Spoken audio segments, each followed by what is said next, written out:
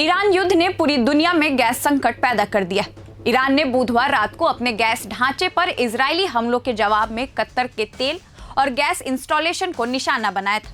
Indian express की report के अनुसार इसने कतर की एलएनजी यानी कि लिक्विफाइड नेचुरल गैस की एक्सपोर्ट क्षमता का लगभग 17% हिस्सा ठप कर दिया है। इससे हर साल करीब 20 अरब डॉलर के राजस्व का नुकसान होने का अनुमान है। इतना ही नहीं, कतर एनर्जी के सीईओ साद अलकाबी ने बताया कि हमलों में कतर की 14 एलएनजी ट्रेनों में से 2 और 2 गैस टू लिक्विड प्लांट्स में से 1 क्षतिग्रस्त हो गया है। उन्होंने एक इंटरव्यू में कहा कि मरम्मत के कारण हर साल 12.8 मिलियन टन एलएनजी उत्पादन 3 से 5 साल तक प्रभावित रहेगा। इसकी वजह से अब यूरोप और एशिया को आपूर्ति का खतरा रहेगा। कतर में ऊर्जा मामलों के राज्य मंत्री भी रहे साद अलकाबी ने कहा, मैंने कभी सपने में भी नहीं सोचा था कि कतर और यह पूरा क्षेत्र इस तरह के हमले का शिकार होगा, खासकर रमजान में महीने में एक भाई मुस्लिम देश के द्वारा। काबी ने कहा कि 2 एलएनजी ट्रेनों के क्षतिग्रस्त होने के कारण कतर एनर्जी को इटली, बेल्जियम, दक्षिण कोरिया और चीन को जाने वाली एलएनजी आपूर्ति के लॉन्ग टर्म अनुबंधों पर फोर्स मेजर घोषित करना पड़ेगा, जो 5 साल तक लागू रह सकता है। फोर्स मेजर का अर्थ है कि दिक्कतों के कारण कॉन्ट्रैक्ट के तहत किया गया सौदा पूरा न कर पाना।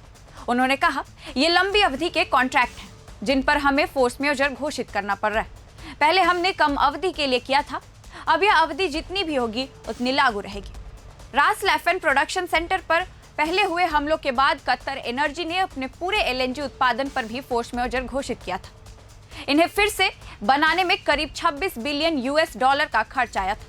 काबी ने कहा कि उत्पादन दोबारा शुरू करने के लिए सबसे पहले क्षेत्र में संघर्ष का खत्म होना जरूरी है। अमेरिकी कंपनी एक्सॉन मोबिल क्षतिग्रस्त एलएनजी प्लांट में साझेदार है, जबकि शेल क्षतिग्रस्त जीटीएल प्लांट में भागीदार रही है, जिसकी मरम्मत में करीब 1 साल लग सकता है।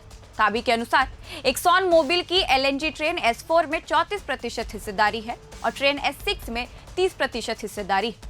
ट्रेन S4 में इटली की एडिसन और बेल्जियम की ईडीएफटी को आपूर्ति होती है, जबकि ट्रेन S6 दक्षिण कोरिया की कोगैस, ईडीएफटी और चीन में शेल को प्रभावित करती है। काबी ने कहा कि इन हमलों से क्षेत्र 10 से 20 साल पीछे चला गया है।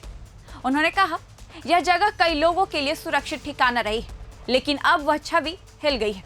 उन्होंने बताया कि इसका असर सिर्फ एलएनजी तक सीमित नहीं है। उनके अनुसार इसकी वजह से कंडेंसेंट एक्सपोर्ट में करीब 24% की गिरावट आई है, एलपीजी में 13% की कमी हो गई है, हीलियम उत्पादन में 14% गिरावट, नेफ्था और सल्फर में 6% की कमी।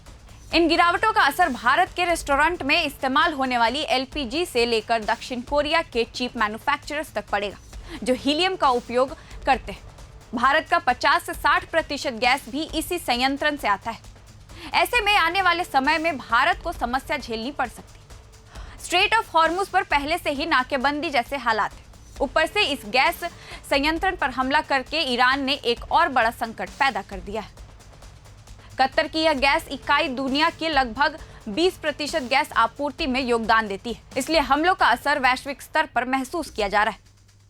ऊर्जा संकट उम्मीद से ज्यादा लंबा और गंभीर हो सकता है। इससे तेल और गैस उत्पादन पर अस्थायी असर पड़ने की आशंका है। इन हालात के बीच अंतर्राष्ट्रीय मानक ब्रेंट क्रूड की कीमत बढ़कर $116 प्रति बैरल के पार पहुंच गया था। 20 मार्च को यह $106 पर है।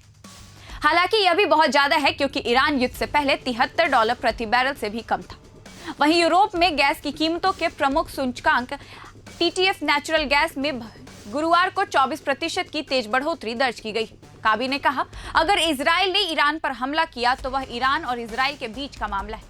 इसका हमसे या इस क्षेत्र से कोई लेना देना नहीं है। उन्होंने वैश्विक समुदाय से अपील करते हुए कहा, दुनिया के सभी देश, चाहे वह इजराइल हो, अमेरिका हो या कोई और, सभी को तेल और गैस प्रतिष्ठानों से दूर रहना चाहिए। फिलहाल इस वीडियो में इतना ही। मेरा नाम है रिया और आप देख रहे हैं प्रभात खबर। प्रभातखबर.com, विश्वास वही, रफ्तार नहीं।